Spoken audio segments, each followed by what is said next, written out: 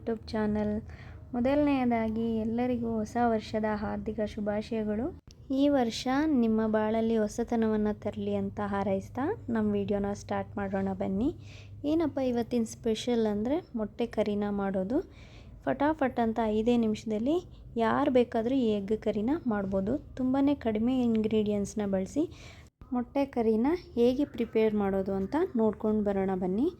ಅದಕ್ಕೆ ಬೇಕಾಗಿರೋದು ಕಡಿಮೆನೇ ಇಂಗ್ರೀಡಿಯೆಂಟ್ಸು. ಒಂದು ದೊಡ್ಡದು 2 ಈರುಳ್ಳಿ, ಸ್ವಲ್ಪ ಟೊಮೊಟೊ, ಕರಿಬೇವಿನ ಸೊಪ್ಪು, ಬೆಳ್ಳುಳ್ಳಿ, 3 ಮೊಟ್ಟೆ ತೊಗೊಂಡಿದ್ದೀನಿ. ನಿಮಗೆ ಎಷ್ಟು ಬೇಕೋ ಅಷ್ಟು ನೀವು ಮೊಟ್ಟೆನ ಇದರಲ್ಲಿ ಬಳಸ್ಕೋಬೋದು.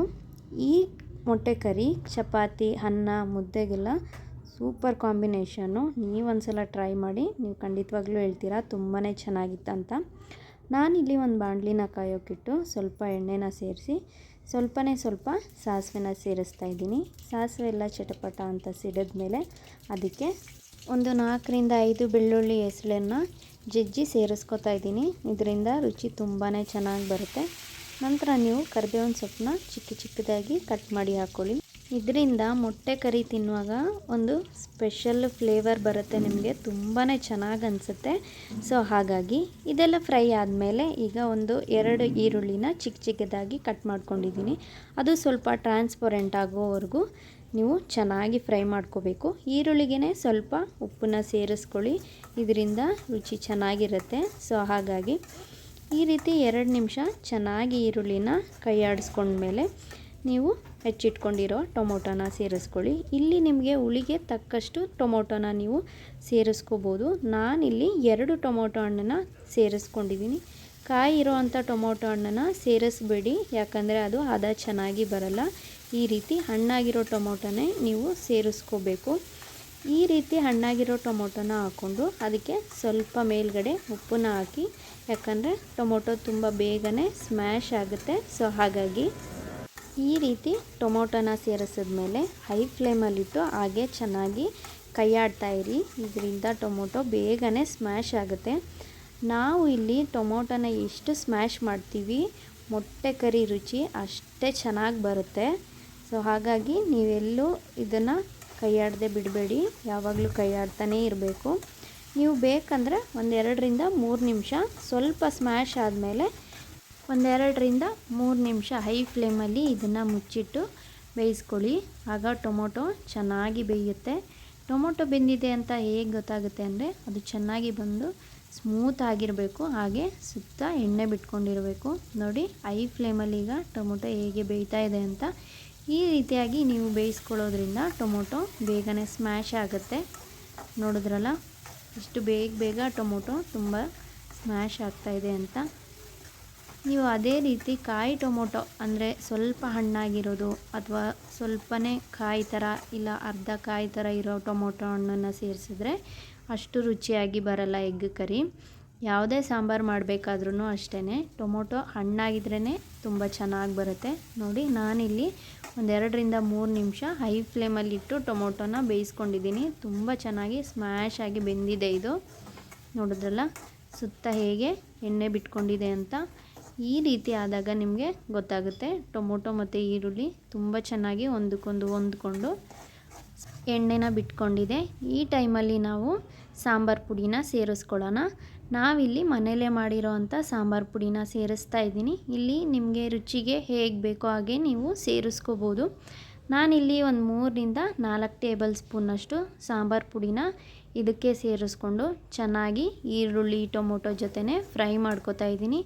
ಈ ರೀತಿ ಮಾಡೋದ್ರಿಂದ ಮಸಾಲೆನ ಸ್ವಲ್ಪ ಎಣ್ಣೆಲಿ ಫ್ರೈ ಮಾಡಿದಾಗ ಅದು ಟೇಸ್ಟೇ ಬೇರೆ. ನೀವು ಒಂದ್ಸಲ ಟ್ರೈ ಮಾಡಿ ನೋಡಿ. ನೀವು ನೀರು ಹಾಕಿ ಚೆನ್ನಾಗಿ ಕುದಿಸಿ ಆಮೇಲೆ ಸಾಂಬಾರು ಪುಡಿ ಸೇರಿಸೋದ್ಕಿಂತ ನೀವು ಈ ರೀತಿ ಒಂದ್ಸಲ ಟ್ರೈ ಮಾಡಿ. ನೆಕ್ಸ್ಟ್ ಟೈಮ್ ನೀವು ಇದೇ ಥರನೇ ಮಾಡ್ತೀರಾ. ನಾವೀಗ ಇಲ್ಲಿ ನೀರನ್ನು ಆ್ಯಡ್ ಮಾಡ್ಕೊಳ್ಳೋಣ. ನಿಮಗೆ ಕನ್ಸಿಸ್ಟೆನ್ಸಿ ಹೇಗೆ ಬೇಕೋ ಹಾಗೆ ನೋಡಿಕೊಂಡು ನೀರನ್ನ ಸೇರಿಸ್ಕೊಳ್ಳಿ. ನಾನಿಲ್ಲಿ ಮೀಡಿಯಮ್ ಲೆವೆಲಲ್ಲಿ ಮಾಡ್ಕೊತಾ ಇದ್ದೀನಿ. ತೆಳುನೂ ಅಲ್ಲ ಗಟ್ಟಿನೂ ಅಲ್ಲ, ಮೀಡಿಯಮ್ ಲೆವೆಲ್ಗಿರಲಿ ಅಂತ ಮಾಡ್ಕೋತಾ ಇದ್ದೀನಿ. ನಿಮಗೆ ಯಾವ ರೀತಿ ಬೇಕು ನೀವು ಮಾಡ್ಕೋಬೋದು. ಈ ರೀತಿ ನೀರನ್ನ ಸೇರಿಸಿದ್ಮೇಲೆ ಚೆನ್ನಾಗಿ ಕೈ ಆಡಿಸಿ, ಯಾಕಂದರೆ ನಾವು ಈರುಳ್ಳಿ ಜೊತೆನೇ ಮಸಾಲೆನ ಸೇರಿಸಿ ಹುರಿದಿದ್ವಲ್ಲ. ಸೊ ಹಾಗಾಗಿ ಈ ಟೈಮ್ನಲ್ಲಿ ನಿಮಗೆ ರುಚಿಗೆ ತಕ್ಕಷ್ಟು ಉಪ್ಪು, ಖಾರದ ಪುಡಿ ಯಾವುದೆಲ್ಲ ಬೇಕೋ ನೀವು ಸೇರಿಸ್ಕೊಳ್ಳಿ. ನನಗಿಲ್ಲಿ ಸ್ವಲ್ಪ ಖಾರ ಕಡಿಮೆ ಅನ್ನಿಸ್ತು, ಹಾಗೆ ರುಚಿನೂ ಕಡಿಮೆ ಅನ್ನಿಸ್ತು. ಸೊ ಹಾಗಾಗಿ ನಾನು ಸಾಂಬಾರು ಪುಡಿ ಮತ್ತು ರುಚಿಗೆ ತಕ್ಕಷ್ಟು ಉಪ್ಪನ್ನು ಸೇರಿಸಿ ಚೆನ್ನಾಗಿ ಕುದಿಯೋಕ್ಕೆ ಬಿಟ್ಟಿದ್ದೀನಿ. ಈ ರೀತಿ ಮಸಾಲೆ ಎಲ್ಲ ಚೆನ್ನಾಗಿ ಕುದ್ಮೇಲೆ ಫೈನಲಿ ನಾನಿಲ್ಲಿ ಕೊತ್ತಂಬರಿ ಸೊಪ್ಪನ್ನ ಆ್ಯಡ್ ಮಾಡ್ಕೋತಾ ಇದ್ದೀನಿ.